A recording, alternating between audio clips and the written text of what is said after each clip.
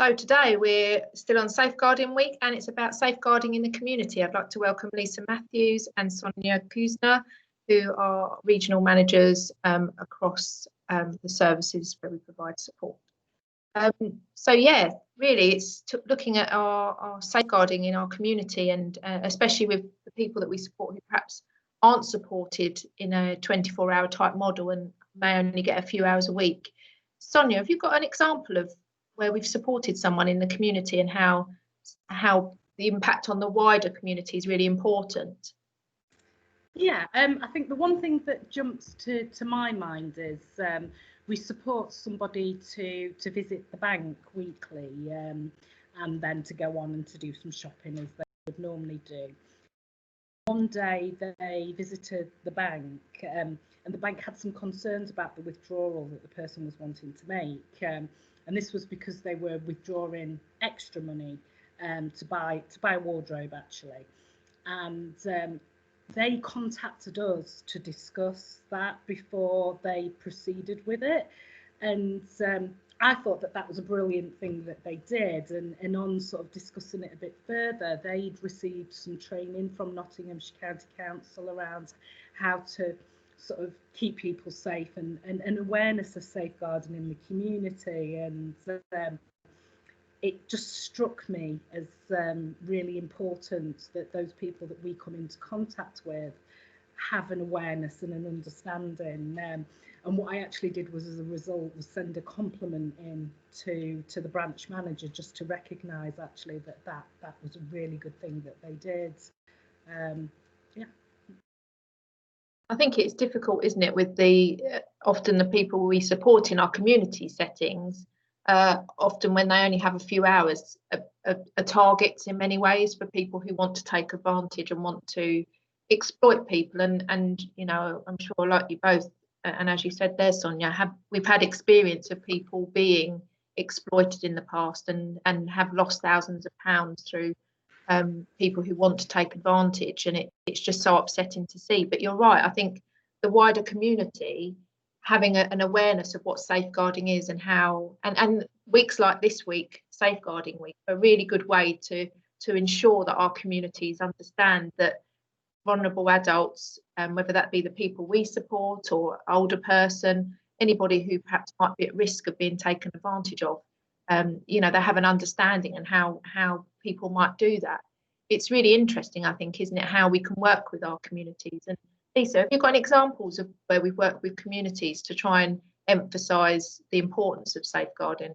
Yes, I mean, I used to have contact with a local police station that used to provide a local officer that used to come out and speak to the people that we supported in a generalised meeting. They also used to go to day centres and they used to teach people how to keep themselves safe, but also helping them to recognise when they're being taken advantage of in the community. There was one example in which I used to go into to support somebody that had around about 25 hours.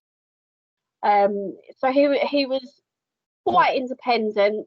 He liked to be independent, but what I noticed was his possessions were going.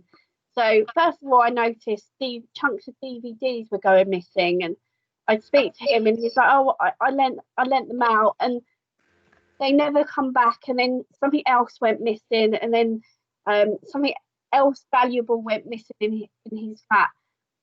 And what we did was we looked to see who he was seeing outside of the day centre, so in the community. We spoke to the day centre that he was attending and said, "Have you noticed anything? Have you seen anything of any concern?" They kind of said, "Well, there's some people that he meets outside of the gates, and he gets into someone's car, and was quite concerned about that." So the police officer, the local police officer, thought, "Well, I'll check that out." And what they did was they done some observations. So they would sit in their car or stand around the corner and to see what was going on. And they actually saw the individual we supported hand over these DVDs and hand over quite quite large possessions and expensive possessions. And we spoke to the individual we supported, and the police officer came along, and it was quite a case in which he was being taken advantage of quite a lot, not just with possessions but with money as well. And where he only got 25 hours of support, they were taking him down to the bank, down to the cash point to withdraw amounts of money. We was able to report them, and they were interviewed and later prosecuted due to that. Yeah, so it's a really good example, isn't it, of how people we support are equally vulnerable by other members of the community. So how might our staff and kind of educate our local community? What kind of things can our teams be doing with the local banks, with their their local shopkeepers? What kind of conversations can they have to alert people to safeguarding and how they might be able to protect the vulnerable people we work with? We can provide information to the community and make sure that people have a strong network of support around them when they are in the community. I know last year for Safeguarding Week in the area that I work, some of the people that we support actually went out to the places that they locally visit and use, and gave leaflets around what kind of things to look for and how to report if you have a concern. Thinking about what you've both said, I think there's another step there about people being known to the community and people that are around them being able to highlight when something's not quite right. And so I guess the first step as well is about having those links and being known and being seen, isn't it? Absolutely.